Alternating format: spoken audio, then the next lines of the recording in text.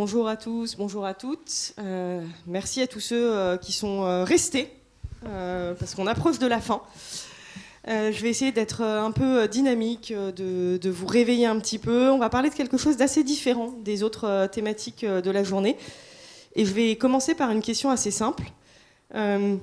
Qui aujourd'hui accepte d'investir des dizaines, voire des centaines de millions d'euros par an de manière répétée, sans savoir si ça rapporte vraiment? Théoriquement, personne. Et bien pourtant, dans les faits, là, dans la salle, à peu près tout le monde, probablement, ou en tout cas dans les entreprises d'à peu près tout le monde, puisque plus de 60%, on parle de promo ici, plus de 60% des entreprises ne mesurent pas l'efficacité promotionnelle. Et parmi les 40% restants, je n'ai pas de chiffres, mais je peux vous assurer que de ce que je vois, toutes ne la mesurent pas bien.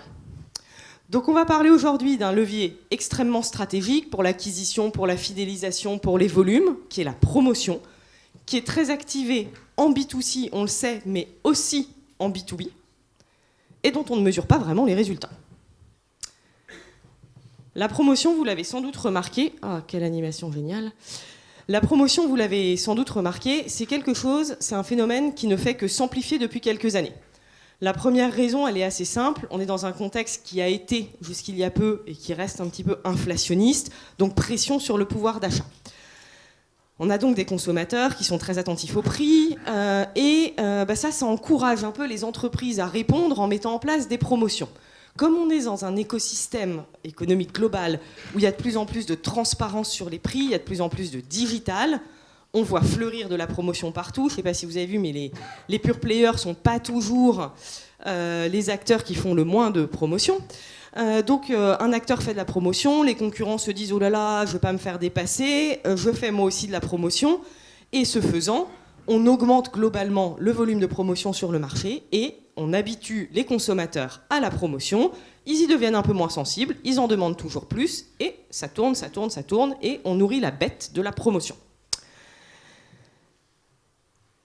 Ce que j'appelle le cercle vicieux de la promotion, il est nourri quand même globalement par l'irrationnel et par la peur. J'en ai déjà parlé, il y a quand même globalement une absence de données et de mesures fiables sur l'impact de la promotion. Et donc, par peur de manquer des opportunités, de perdre des volumes, on a tendance à imiter les concurrents, à reproduire ce qu'on a fait l'année précédente et à remettre une pièce dans la machine. Un dernier élément qu'il ne faut pas négliger quand on parle de promotion, c'est l'élément organisationnel. Je ne sais pas où est la promotion dans vos organisations, mais dans de nombreuses organisations, la promotion, elle se trouve au marketing opérationnel. Elle est donc dans les mains d'équipes qui ont plutôt un rôle d'exécution de campagne, de réflexion sur un calendrier, mais avec un incentive assez fort à bien faire ce qu'on a toujours fait un peu de la même manière. Et ça remonte assez haut dans les organisations, des top managements qui sont un peu aveugles aussi à l'efficacité promotionnelle et qui, par peur de perdre des volumes, quelque part, n'encouragent pas vraiment l'expérimentation ou le changement de paradigme. Donc, on a tout un système qui se nourrit et qui va vers du toujours plus. On est donc en train de passer d'un univers où, si vous vous souvenez, d'il y a une vingtaine d'années, on avait plutôt le prix qui vivait d'un côté, la promotion qui venait pour animer de manière occasionnelle, de manière rare, de manière relativement porteuse de sens, quelques marronniers dans l'année, et puis les déstockages, le lancement de produits. Il y avait une raison pour faire une promotion. Mais aujourd'hui, on est dans un paradigme où en fait, la promo remplace le prix.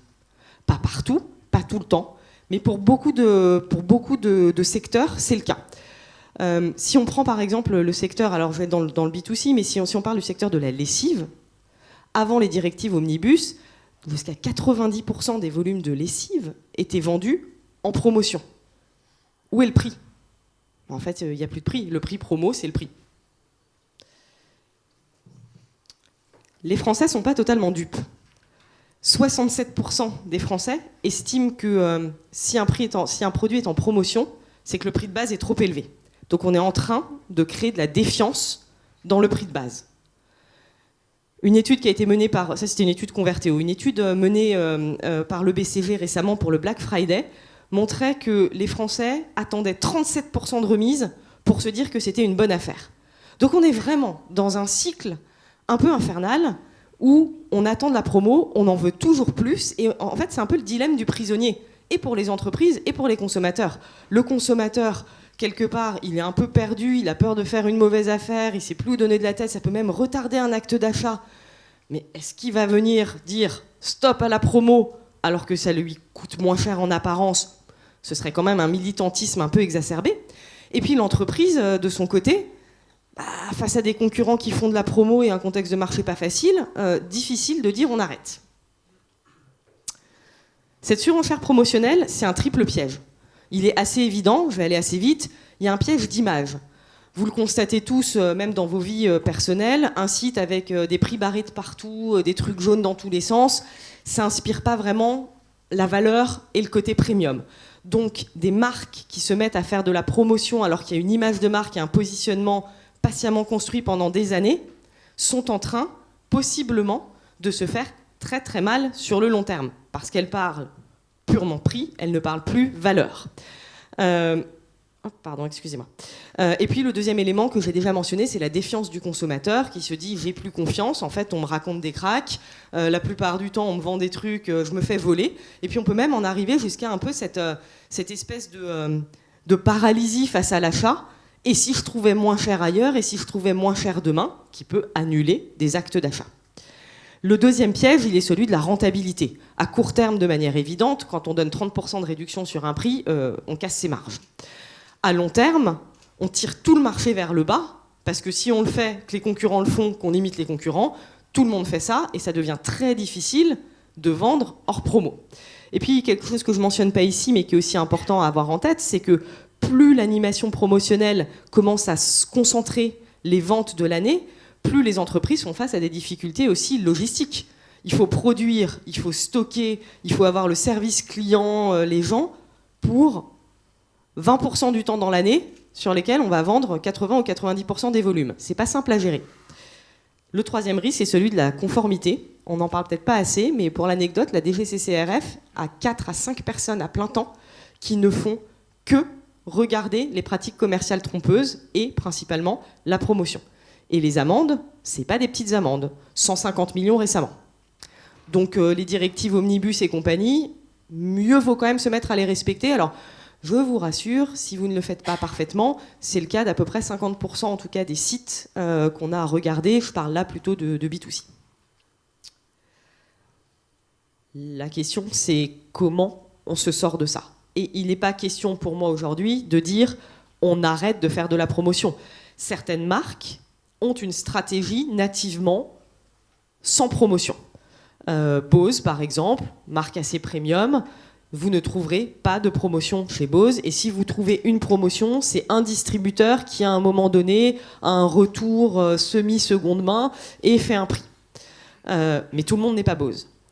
Il y a d'autres exemples. Il y a Back Market, au moins jusqu'à l'année dernière, qui d'ailleurs avait un slogan que je trouvais assez drôle pendant le Black Friday, sur les murs du métro, qui disait chez Back Market, le Black Friday, c'est tous les jours. Donc il n'y aura pas de réduction pour le Black Friday. Donc il y a quelques marques qui mettent dans leur ADN Leclerc aussi, qui dit le prix juste tous les ans plutôt que la promo. Mais globalement, pour beaucoup d'entreprises, on ne peut pas se passer de promo. Donc la question, c'est pas de s'en passer, c'est de faire de la promotion à bon escient, au bon moment, avec des résultats qui payent. Et pour ça, il n'y a pas de mystère. On commence par mesurer, pour comprendre ce qui marche pas. On optimise, on modifie les mécaniques promotionnelles quand elles ne sont pas adaptées, les durées, etc. Et, évidemment, on agit sur la base de ces mesures et de cette optimisation. Alors, quelques chiffres intéressants. J'ai déjà reparlé de dizaines, voire de centaines de millions d'euros en investissement promotionnel. Pour les entreprises B2B, c'est quand même en moyenne entre 3 et 15% du chiffre d'affaires qui passe dans les promotions. Alors, il y en a peut-être pour lesquels c'est beaucoup moins, mais ça peut monter même jusqu'à 20% pour certaines. Et je parle vraiment de B2B.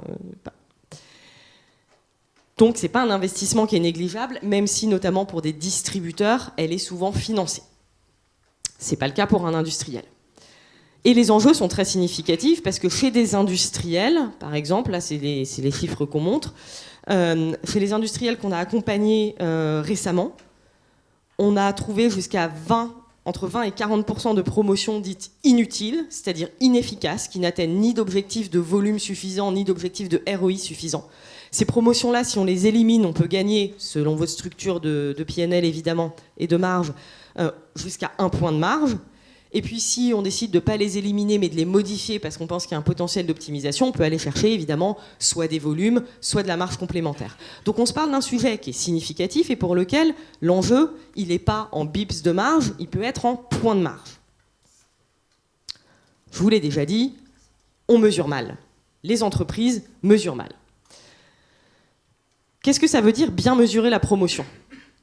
La première chose, et elle est souvent oubliée, c'est qu'une promotion, elle doit avoir un objectif stratégique. Elle doit servir soit l'image de marque, soit les volumes, de manière réactive, soit de l'acquisition client, soit du trafic, soit du NPS, de la satisfaction, de la fidélisation évidemment, du déstockage. Mais toutes les promotions ne servent pas le même objectif. Donc il faut commencer par se dire, quand je réfléchis à mon calendrier promotionnel ou que je fais une promo réactive, qu'est-ce que j'attends ? Quel est l'indicateur de succès associé à cette promotion ? Nous, on recommande toujours d'avoir le ROI quoi qu'il arrive. Alors après, on ne se fixe pas toujours le même objectif de ROI. On peut accepter un ROI qui est mauvais, voire négatif dans certains cas. Et puis, on peut doubler le ROI de l'indicateur qui est pertinent en fonction de l'objectif fixé. Et puis, sur cette base-là, eh bien, on mesure. On mesure les indicateurs. Et puis, si la campagne elle a bien marché, on va avoir tendance à se dire « super, je pourrais la reproduire dans un contexte similaire ». Si elle n'a pas bien marché, soit on la modifie, soit on la met à la poubelle, tout simplement. Ça paraît assez simple sur le papier. Je ne pense pas que 60 à 80% des entreprises ne mesurent pas ou mesurent mal l'efficacité promotionnelle juste parce qu'elles ne se sont jamais posé la question. La réalité, c'est que bien mesurer l'efficacité d'une promotion, c'est compliqué. Il y a 3 challenges principaux. La data, les modèles à mettre en œuvre, et puis la capacité à prendre des actions derrière. Bon, la bonne nouvelle, je vous le dirai assez rapidement à la fin, c'est qu'on peut vous aider. Merci. Sur le premier sujet, qui est tous les challenges liés à la donnée. Quand on veut construire des modélisations, donc quand on fait de la modélisation d'efficacité promo, pour ceux qui connaissent un petit peu, c'est souvent des modélisations, c'est de l'IA, c'est des modélisations de type économétrique, donc on va aller chercher de la donnée sur 2 ou 3 ans et on va chercher à débiaiser plein de choses. Pour pouvoir mesurer des effets, il faut qu'il y ait eu de la variabilité. Si depuis 5 ans, vous faites exactement les mêmes promos, exactement au même moment, avec exactement le même montant et que vos concurrents c'est la même chose, on va avoir du mal à savoir si ça marche. Donc le premier sujet sur la data, c'est avoir un bel historique et idéalement un peu de variabilité dans cet historique. Si on n'en a pas, on arrive à avoir quand même des premiers résultats assez rapidement et puis après on la crée en faisant de l'expérimentation. Le deuxième sujet, c'est pouvoir exploiter la donnée. Je vais prendre un exemple très bête. Les 2 clients qu'on a accompagnés ces 3 derniers mois, ils ont un calendrier promo. On pourrait croire que c'est très simple de récupérer le calendrier promo et puis de le transformer d'un point de vue data. Mais en fait, ça nous a pris des semaines à chaque fois. Donc, la donnée en tant que telle, l'information existe, mais elle n'est pas formalisée parfois autrement que dans des PDF, dans des échanges de mails, etc. Troisième sujet sur la donnée, la clarté des objectifs et des indicateurs de succès. À chaque fois qu'on a posé la question « Pourquoi est-ce que cette promo a été lancée ?», la réponse a été « Parce qu'on a toujours fait ça ». Et qu'est-ce qu'on attendait de cette promo ? Des ventes. D'accord. Pardon ? Non ? La même chose que l'année dernière. Un peu mieux si possible. Donc on sait qu'on a des enjeux sur la donnée. Le deuxième enjeu sur la mesure d'efficacité promo, c'est la partie modélisation. Souvent, les entreprises qui mesurent l'efficacité promo se contentent de mesurer un uplift de volume. Et donc elles disent le mois dernier ou l'année dernière, j'avais pas fait de promo, ou je prends une période sans promo, je prends ma période avec promo, je vois que j'ai 150% d'augmentation, c'est génial. Sauf qu'en fait, c'est beaucoup plus compliqué que ça. Il faut absolument, et surtout, c'est directionnellement faux, de regarder juste un uplift de volume sans le corriger. Pourquoi ? Vous, dans votre quotidien, si vous allez, je sais pas, au supermarché, pour prendre un exemple vraiment très bête, et que toutes les semaines, vous achetez le même jus d'orange, et là, il y a une promo, c'est génial, deux acheter, un offert, ou 30% de réduction, bah, vous allez peut-être en prendre 2 ou 3. Bah, cet effet d'anticipation, mais par contre, la semaine prochaine, vous n'en achèterez pas. Donc typiquement, l'effet qu'on appelle report ou anticipation des achats, il peut être extrêmement significatif. Et là, c'est de l'argent donné dans le vide. Il faut vraiment en avoir conscience, hein, parce que le consommateur aurait acheté quoi qu'il arrive. Il a juste acheté maintenant au lieu d'acheter dans une semaine. Est-ce que ça vaut vraiment les 30% de réduction consentis ? Pas sûr. Donc il y a les effets report, mais il y a plein d'autres effets. Je ne vais pas aller dans le détail parce que Stéphane va commencer à me regarder de travers. Mais il y a des effets de cannibalisation, il y a des effets inversement positifs. Je fais une promo sur un produit, ce qu'on appelle les effets de halo, et ça attire les gens sur toute ma catégorie, ou toute ma marque, ou toute l'enseigne. Donc il y a plein d'effets, il y a des effets de saisonnalité, il y a plein d'effets qui font que on pensait avoir vendu 2 fois plus. Une fois qu'on corrige de tous ces effets qu'on arrive à modéliser, finalement l'impact vraiment net sur les volumes, il n'est plus que de 10%. Aïe, ça fait mal. Donc il faut absolument regarder. Je ne dis pas que c'est toujours le cas, hein, c'est pour prendre des exemples un peu caricaturaux. Le deuxième challenge sur la partie modélisation, c'est que souvent, les entreprises, elles regardent l'augmentation des volumes, elles ne regardent pas le ROI. Or, une promotion, c'est un coût. Et ce coût, on retrouve sans parler même du coût d'animation commerciale qui va autour de la promotion, hein, qui est évidemment un coût externe ou un coût interne additionnel, les prospectus, l'organisation, la tireuse à bière dans l'agence, etc. La promotion, c'est du prix qui est donné. Et donc, petit calcul, mais vous n'allez pas vous amuser à le faire parce qu'il est bientôt 17h, donc ça va être peut-être, c'est pas le meilleur moment. Mais concrètement, là, la question qu'on posait, c'est, j'ai fait une réduction, j'ai consenti une réduction de 30%. De combien je dois augmenter mes volumes pour compenser, en termes de masse de marge, pour compenser cet effort tarifaire que j'ai fait. C'est énorme. Il faut augmenter de 300%.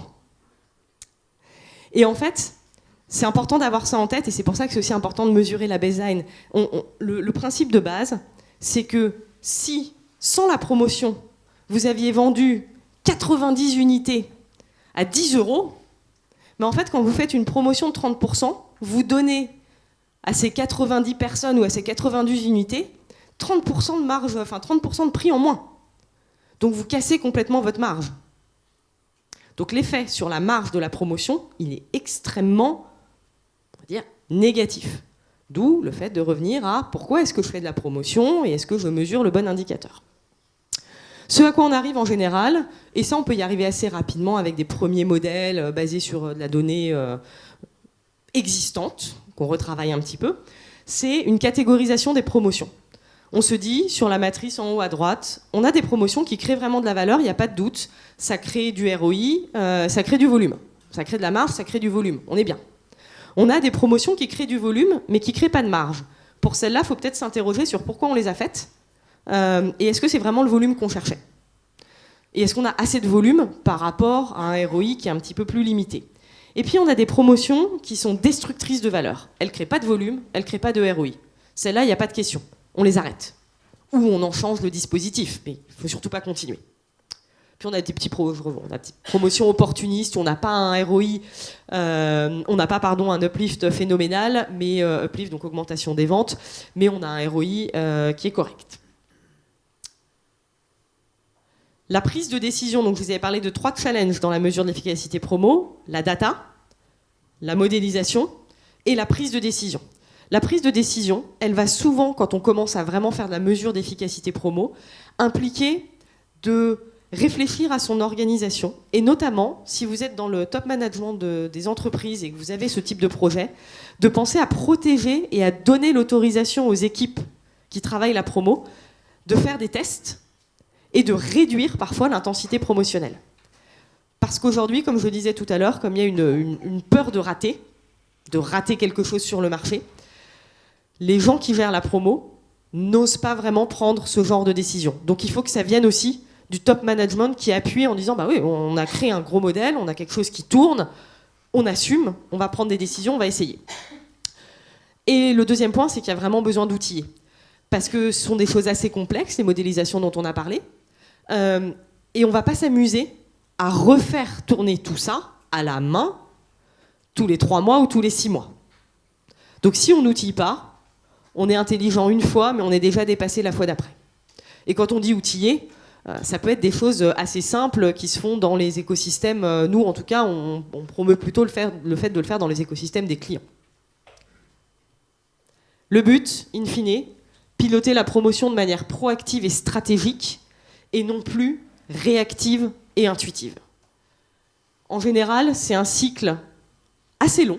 Il faut savoir qu'on ne va pas, en 2 mois, avoir une visibilité parfaite sur toutes les campagnes promotionnelles et savoir exactement, et hop, la machine, le rêve de l'IA qui dit « Tiens, tu devrais faire ça », on n'y accède pas en 2 mois. Mais c'est un chemin. Le premier chemin, en général, c'est 2 à 3 mois. Un premier modèle, basé sur les données existantes qu'on retraite comme on peut, qui permet de prendre des premières décisions et d'opérer des premiers virages et des premiers choix. Puis après, dans les 12 à 18 ou 24 mois qui suivent, on itère sur le modèle. On rajoute des facteurs explicatifs, on débiaise un petit peu mieux, on intègre les promos de la concurrence dans le modèle, on prend les résultats des tests qu'on a menés. Et donc, on progresse progressivement et on peut même commencer à intégrer des effets de saturation. On commence à essayer de mesurer dans quel contexte, quel type de campagne est le plus efficace. Et donc, on commence à gagner vraiment en intelligence. Et puis, le Graal ultime, je l'ai mis à 36 mois et plus, je serais ravie d'essayer de le faire en moins, c'est d'arriver à avoir vraiment un système où la promotion, un outil recommande de manière proactive un calendrier promotionnel.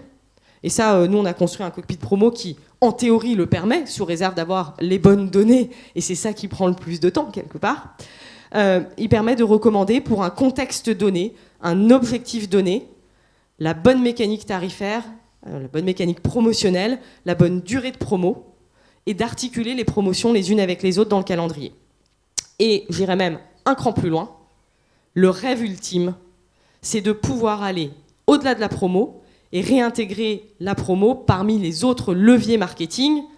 Vous voyez où je veux en venir, ça implique aussi de travailler des silos organisationnels qui sont souvent bien ancrés. Mais c'est de se dire, finalement, la question à laquelle... Ah, zut, je ne l'ai pas posée, je l'ai enlevée. La question à laquelle on essaye de répondre, c'est, dans un contexte donné, pour un objectif donné, pour un segment de clients donné, je cherche à faire telle chose, boule de cristal, boule magique, dis-moi si je dois faire une promo, comment, de combien de pourcents, si je dois faire du média, si je dois faire les deux en même temps. Et ça, c'est quelque chose qui est accessible, mais qui demande d'avoir analysé beaucoup d'historique. Je pense que je peux m'arrêter là. J'avais deux petits cas d'usage à vous présenter, mais je vais les faire très très rapidement. On travaille aujourd'hui avec une marque propre d'un distributeur professionnel qui était présent aujourd'hui. On en est à 2 mois de projet. On a les modèles qui tournent depuis quelques jours maintenant, depuis 2 jours exactement. Et c'est des modèles assez intéressants. Donc pour la petite anecdote, on se rend compte que les promotions qui sont faites dans le cadre d'une animation nationale, d'un plan national par le distributeur pour la marque, donc pour le fabricant, elles ne rapportent pas grand-chose. En revanche, les animations avec les tireuses à bière, les chapeaux et les cotillons, je peux vous dire que ça marche du feu de Dieu. Et puis on a travaillé avec Michelin, qu'on accompagne depuis longtemps, sur de la transformation pricing, et notamment sur la mesure d'efficacité promotionnelle en Amérique du Nord. Et là on est beaucoup plus avancé, puisqu'on en est à 12 mois de projet, et on a un outil avec des modélisations complexes derrière, qui tourne, qui est dans les mains du client, dans les équipes locales, et qui permet de prendre des décisions d'optimisation en continu sur le calendrier promo. Ça, c'est 1 fois par an quand on fait le calendrier annuel, mais de manière réactive également. Et on a éliminé 40%, on a modifié 40% des campagnes, et là-dessus, on a à peu près la moitié qui n'ont pas été reconduites.